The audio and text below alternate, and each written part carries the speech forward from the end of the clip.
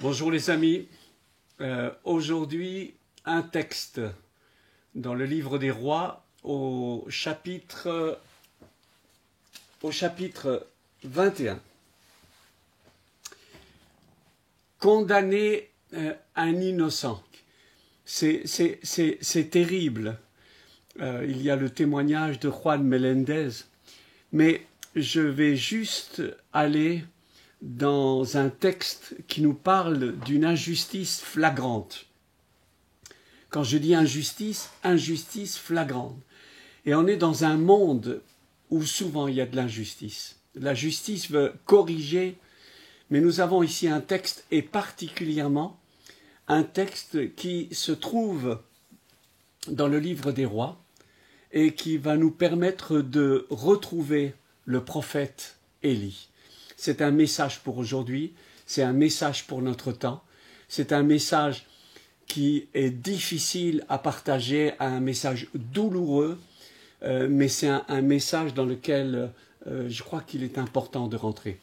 Avant de rentrer dans ce texte, rappelons-nous une chose, Dieu nous aime, l'amour de Dieu est extraordinaire pour nous. On a besoin de se rappeler que, alors que nous étions loin de lui, il s'est rapproché de nous. Alors, je vous invite à regarder alors dans le livre des Rois, la vigne de Naboth. Après ces choses, voici ce qui arriva.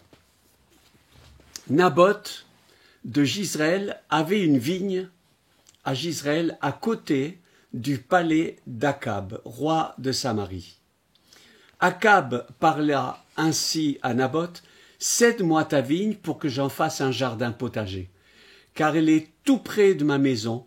Je te donnerai à la place une vigne meilleure, ou si cela te convient, je te paierai la valeur en argent. » Mais Naboth répondit à Akab: « Que l'Éternel me garde de te donner l'héritage de mes pères. » En fait, le roi propose à Naboth l'achat de sa vigne.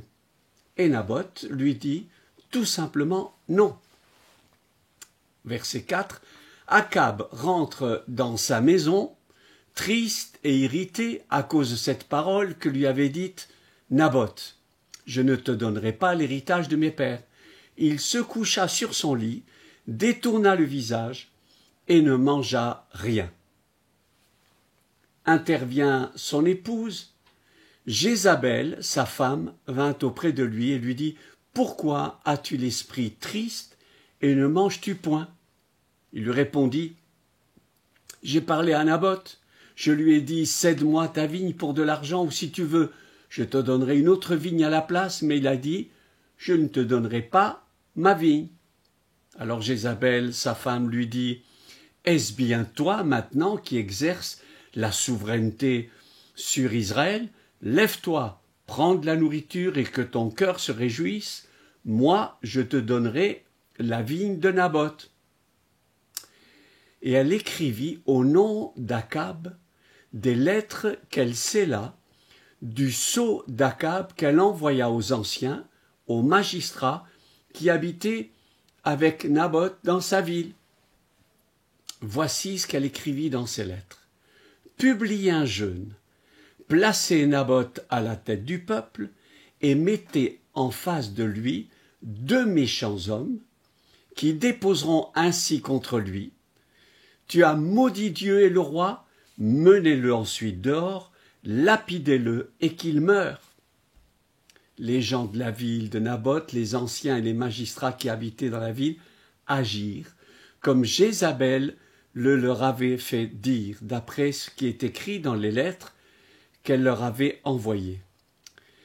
Ça se déroula selon le plan de Jézabel.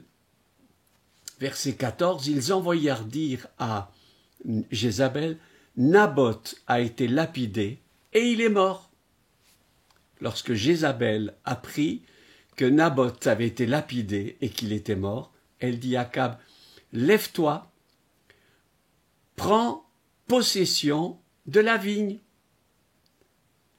qu'a refusé de te céder Naboth.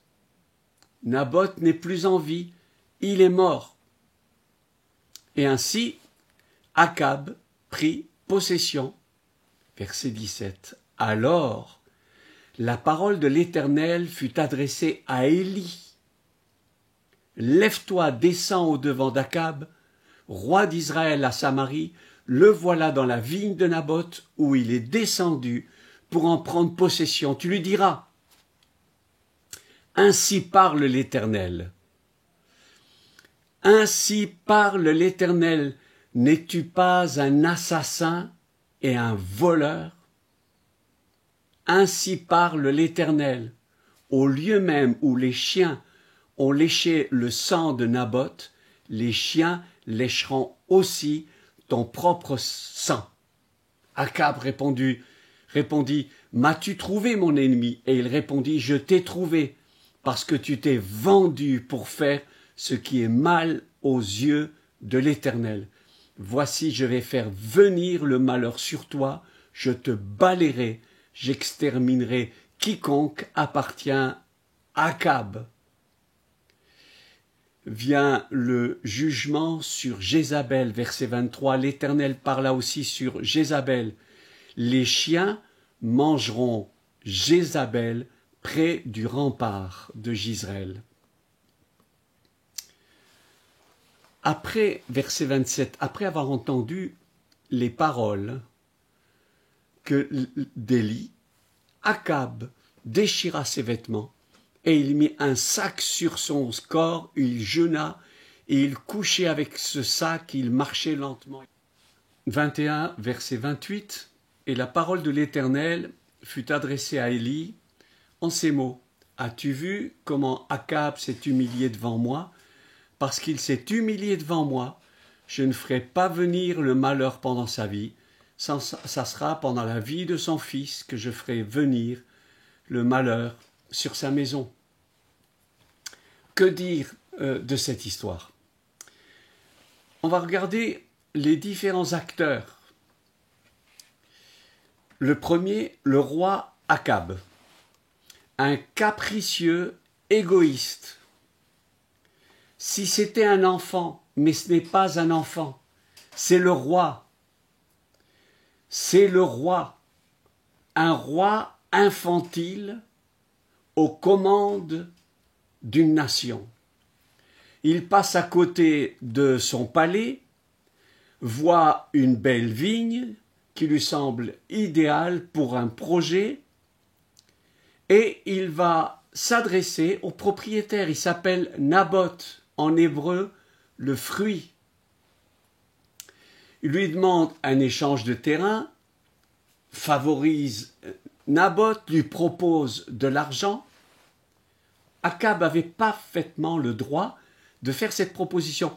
Naboth avait parfaitement le droit aussi de refuser. Tout simplement, il va le dire. La vigne, c'est la propriété de ma famille, de génération en génération. Et c'est une loi en Israël, c'est en Nombre 36, verset 7, aucun héritage parmi les enfants d'Israël ne passera d'une tribu à une autre tribu, mais les enfants d'Israël s'attacheront chacun à l'héritage de la tribu de ses pères. Naboth n'a pas voulu se séparer du patrimoine familial. C'est compréhensif. On continue, on en aurait fini là. Et non, Akab n'était pas habitué à ce qu'on lui dise non, à ce qu'on lui tienne tête. Et on a besoin d'apprendre dans notre vie à accueillir les non, accueillir les frustrations, ça nous fait grandir en maturité. On refuse à Akab ses caprices. Il retourne au palais, enragé, fâché. Il boude. Il se couche et il ne veut pas manger. J'imagine, mais c'est mon imagination, qu'il était en train de sucer son pouce. Il n'y a rien de pire que cette attitude de bouderie quand on s'enferme à l'intérieur. C'est terrible. ça brise la communication, ça met une ambiance terrible dans la maison. Si je n'ai pas ce que je veux, alors je ne mange pas. Quelle réaction stupide. Sa colère montre que dans son cœur, il y a une contamination sale, une attitude de convoitise exagérée. La loi de Moïse, dans les 10 commandements, un des commandements dit « Tu ne convoiteras pas. Tu ne convoiteras point la femme de ton prochain, ni son serviteur. » La convoitise, Deutéronome 5, 21. Et ce caprice qui s'oppose à la loi va déclencher une série d'événements comme un effet domino qui va détruire des vies. L'apôtre Paul, en 1 Timothée 6, déclare, verset 6, « Une grande source de gain est la piété avec le contentement. » On n'a rien à porter dans le monde et il est évident que nous ne pouvons rien emporter. Si donc nous avons la nourriture et les vêtements, cela nous suffit. Ceux qui veulent s'enrichir tombent dans la tentation, dans le piège et dans beaucoup de désirs insensés. Verset 10, « L'amour de l'argent est une racine de tous les maux, et quelques-uns ont été saisis. » Alors ça, c'est Akab le capricieux, Akab le falot, Akab le faible, Akab la marionnette. C'est là que rentre en scène son épouse, Jézabel. Jézabel la sorcière. Jézabel, une sorcière, pas dans le sens comme on le pense dans le monde, avec un nez crochu, sur un balai en train de se... Pas du tout. La sorcière, c'est celle qui a un esprit de contrôle. C'est pas Jézamoche, c'est pas Jézaled. Non, non. C'est celle qui exerce le contrôle et la domination, soit par manipulation, soit d'une manière beaucoup plus frontale. Jézabel apparaît. La bouderie a dérangé l'ambiance au palais et Jézabel, la femme forte, de caractère, décidée, elle est prête à prendre les choses en main et dissiper le mal-être du roi. Alors rien qu'en écoutant les détails du problème, on le lit au verset 6, elle trouve la solution, rapide, efficace. Elle demande à son mari de la laisser s'occuper de l'affaire. Mange mon ami, réjouis-toi, ça va être solutionné. Le diable ne respecte pas les droits de l'homme. Jézabel, sa servante, non plus. Elle a l'habitude d'obtenir tout ce qu'elle veut et sans scrupule. Peu importe les moyens, la fin justifie les moyens. Et malheur à celui qui osera se mettre sur le chemin. 3 éléments qui est important de saisir dans le comportement de Jézabel. Le premier, c'est son attitude méchante, despotique. Verset 7. « Ne règnes-tu pas sur Israël ?» Pour elle, le monarque, le roi, a le pouvoir et le contrôle sur tout. Il fait ce qu'il veut. Il prend ce qu'il veut. Rien ne peut s'opposer au roi. Ça, c'est la pensée de Jézabel. L'autorité, c'est pas de l'autorité, c'est de l'autoritarisme. Malheur à celui qui s'oppose. Elle pensait, elle va lui dire, qu'Akab s'était montré faible au moment d'user de ses prérogatives divines, royalement divines. Il est le souverain et il devrait tout prendre par la force. Attention, la parole de Dieu déclare, et c'est important de le lire dans le Deutéronome chapitre 17, versets 18 à 20, c'est important de se rappeler qu'un gouvernement ne peut pas être mené d'une manière monarchique, souveraine, dictatoriale, despotique. Qu'une personne ait un contrôle, attention, voilà ce que dit la parole de Dieu. Tu mettras 17 verset 15, tu mettras sur toi un roi que choisira l'Éternel ton Dieu.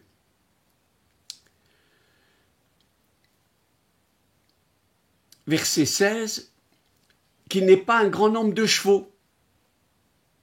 Verset 17, qu'il n'ait pas un grand nombre de femmes, afin que son cœur ne se détourne point, qu'il ne fasse pas un grand amas d'argent et d'or. Il s'assiera sur le trône et il écrira pour lui dans un livre une copie de la loi divine, de cette loi.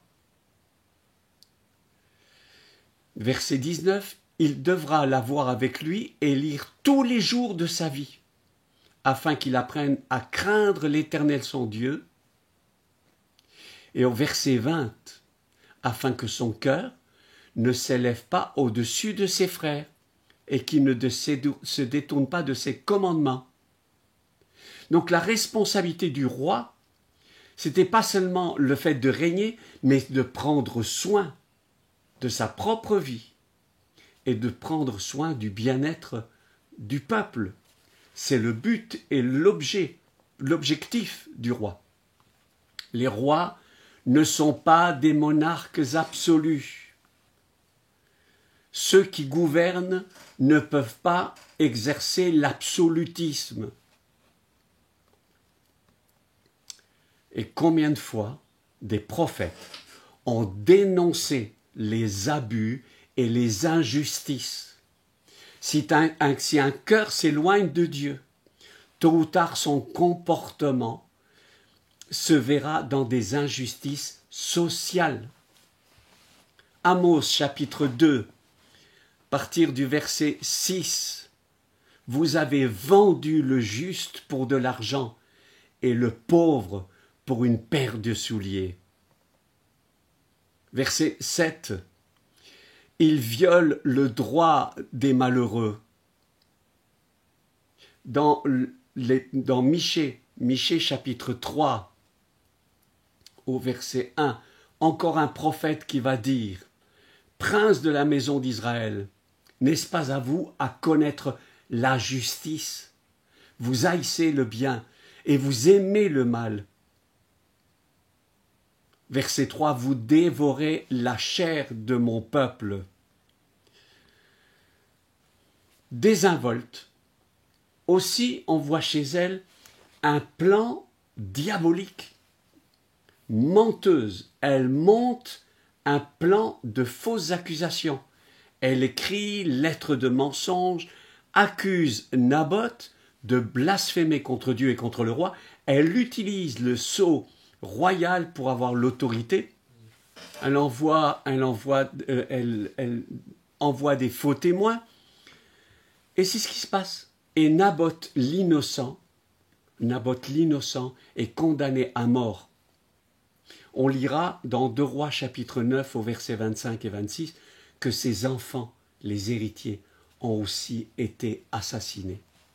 Et tout ça pour un malheureux bout de terrain et pour satisfaire les caprices d'un roi égoïste. C'est terrible. Elle ose pratiquer le truc de la fausse accusation. Blasphème contre Dieu. Incroyable. Alors qu'elle même ne croit pas en Dieu. Alors qu'elle-même, elle travaille à détruire le culte au vrai Dieu. Elle pensait que Dieu n'interviendrait pas. Mais voilà, Dieu va se manifester Galates chapitre 6, et c'est le verset 7, c'est Paul qui écrit « Ne vous détrompez pas, on ne se moque pas de Dieu. » Tout est arrivé comme Jézabel l'avait prévu, les anciens ont fait le sale travail, Naboth et ses fils ont été exécutés, c'est terrible. Et tous ces petits détails n'ont pas enlevé le sommeil à Akab. Il apprend la nouvelle, Naboth est mort, et il va prendre possession de cette vigne, une vigne qui a fait couler du sang. Les choses ne sont pas si simples. Et voilà qu'on entre dans le vif du sujet. Dieu n'était pas ignorant de ce qui se passait.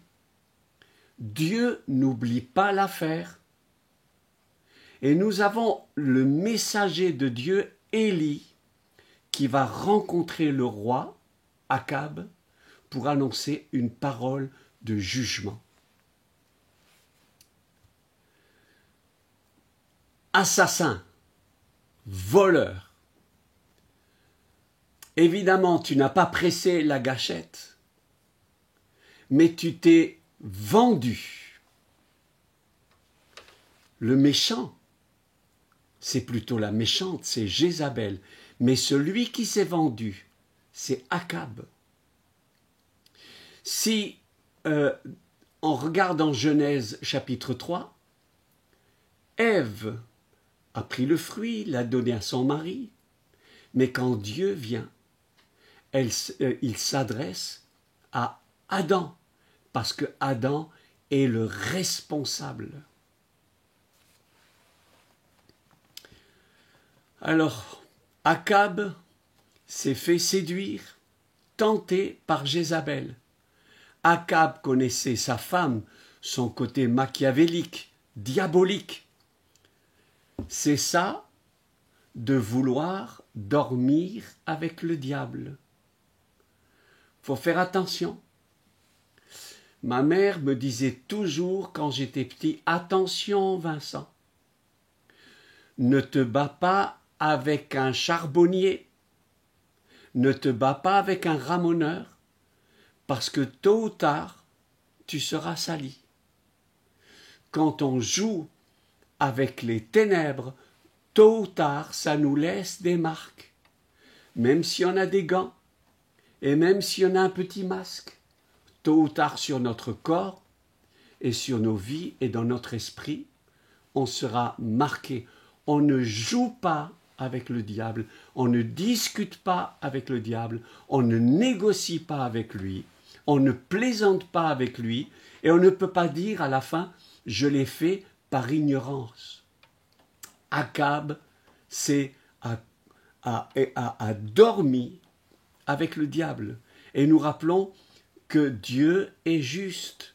Et dans cette situation, Akab a été complice. Les 3 leçons que nous apprenons dans ce texte sur Dieu. La première des choses, Dieu voit. Il sait tout ce qui se passe dans la vie d'un homme. Une fourmi dans la nuit, cachée sous un rocher, une petite fourmi, Dieu la voit. Nos pensées ne sont pas cachées. Nos actions ne sont pas cachées. Nos intentions ne sont pas cachées. Rien n'est caché devant lui. Hébreux, chapitre 4, versets 12 et 13. La parole de Dieu est vivante, efficace, comme une épée à double tranchant. Et la fin du verset, elle juge les sentiments et les pensées du cœur. Verset 13, nulle créature n'est cachée devant lui, tout est à nu, tout est à découvert aux yeux de celui à qui nous devons rendre compte. Rien n'est caché. 2, Dieu parle. Il n'est pas indifférent à ce qui se passe. Il n'est pas indifférent comme Jézabel le pense, l'histoire va nous le montrer. Dieu révèle sa colère. Romains chapitre 1, verset 18. Dieu envoie ses messagers, ses prophètes, que ce soit Élie pour dénoncer, parce qu'il est le messager, que ce soit Jean-Baptiste pour dénoncer, que ce soit Jésus pour dénoncer. Il ne supporte pas le mensonge et l'hypocrisie. Évidemment, ce genre de message n'est pas très agréable, mais il est important d'avertir qu'un jugement vient, qu'un jour nous devrons rendre des comptes et prévenir de la sentence pour celui qui persévère dans la rébellion. 3. Si Dieu voit, si Dieu parle, Dieu punit. Alors là, c'est vraiment pas le sujet agréable. Le fait qu'il y a toujours une sentence. Quelqu'un un jour un prédicateur avait posé cette question, je trouvais que c'était tellement chouette. Qui a pris un crayon Ikea? On a le droit, 1. Mais pourquoi en prendre 3 ou 4? Et il a demandé à l'auditoire qui a pris 1, 2 ou 3 à dépasser ce qui est juste. Et il y a des personnes qui ont levé la main. Il a sorti un petit appareil photo. Je suis sûr qu'il ne fonctionnait pas, mais suffisamment pour flasher. Il dit voilà, je vous ai mis dans une boîte. La loi, c'est la loi. En latin, la loi est dure, mais c'est la loi. Dura lex, sed lex. La loi, c'est la loi. J'ai râlé une fois parce que j'ai eu un PV. Je me suis fait prendre à 54. On m'a enlevé 2-3 kilomètres. Ça veut dire que j'étais punissable à 51. Mais la loi, c'est la loi. La loi fixe les limites. Et nous avons un Dieu qui est juste et qui fixe des limites. Évidemment, on va découvrir que Dieu, c'est un Dieu aussi qui pardonne. C'est un Dieu qui donne de l'espérance. Mais on rappelle aussi que dans la vie, il y a des limites. 2 Thessaloniciens, chapitre 1, versets 8 à 9, nous lisons « Lorsque le Seigneur Jésus apparaîtra du ciel, avec les anges de sa puissance, au milieu d'une flamme de feu, pour punir ceux qui ne connaissent pas Dieu et ceux qui n'obéissent pas à l'évangile de notre Seigneur Jésus. Ils auront pour châtiment une ruine éternelle. » Alors c'est fort et c'est la parole de Dieu. S'il y a d'énormes textes qui parlent de la miséricorde de Dieu, il y a aussi ces textes qui nous rappellent que notre Dieu est un Dieu juste. C'est du sérieux, la justice de Dieu. On se fait souvent sa propre religion. On ira tous au paradis. C'est un chant qui a été composé, qui rappelle l'ambiance de notre monde. Peu importe ce qu'on fait, à la fin, Dieu d'amour effacera tout. Non, c'est pas ce que dit le texte. C'est pas ce que dit la parole de Dieu. C'est pas grave. Oui, c'est grave. Pour une vigne, Naboth a perdu la vie. Ses enfants ont perdu la vigne pour un caprice. Le caprice d'un roi. Tous, nous comparaîtrons un jour devant le tribunal de Christ. Akab était complice. Jézabel, manipulatrice. Alors, un rayon de lumière dans cette histoire. Dieu n'est pas comme nous.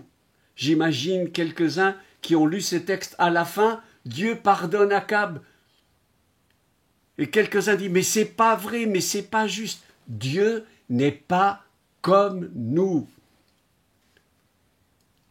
Vous vous souvenez du roi David, le merveilleux roi David, le compositeur de l'Éternel est mon berger, je ne manquerai de rien. Le roi David, défenseur, le roi David qui a protégé Israël, roi David qui a détruit Goliath, le roi David qui a établi et préparé le pays. Le roi David, un jour, a fait une bêtise terrible, convoité la femme d'un de ses soldats.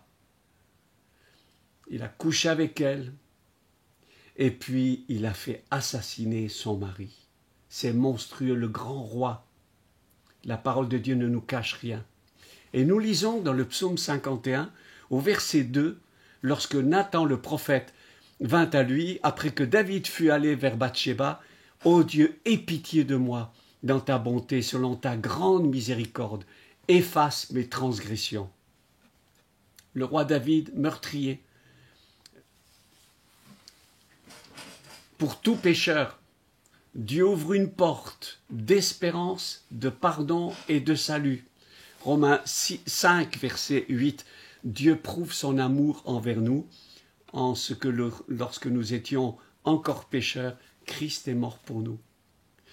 La sonnette pour entrer dans la grâce de Dieu, c'est la repentance. C'est Seigneur, pardonne-moi. Jean-Baptiste a déclaré « Repentez-vous ». Jésus, c'était le même message, repentez-vous. Les disciples ont été envoyés avec le même message, repentez-vous. L'apôtre Pierre a donné le même message, repentez-vous. Les apôtres ont donné le même message. En Apocalypse chapitre 2, c'est le même message qui est donné, repentez-vous. Changez de direction, changez de mentalité. Je reconnais que je n'ai pas agi correctement, justement. Je peux à tout moment revenir à lui. Il y a de l'espérance. Et c'est ce message, dans ce texte tellement obscur, plein de ténèbres, il y a cette annonce que Dieu est celui qui donne la vie. Il y a de l'espérance et c'est ce message qui a besoin d'être communiqué. Je prie pour toi, je prie pour que ce message ait accès à ton cœur, et qu'il t'accorde la vie, le pardon. Si tu es sous la puissance de fausses accusations, je prends autorité au nom de Jésus, je déclare victoire et vie pour ta vie. Si tu es sous la manipulation d'une Jézabel, qu'elle soit femme ou homme, il faut savoir dire stop. Et il faut dégager cette puissance de manipulation qui ne respecte rien. Sois béni.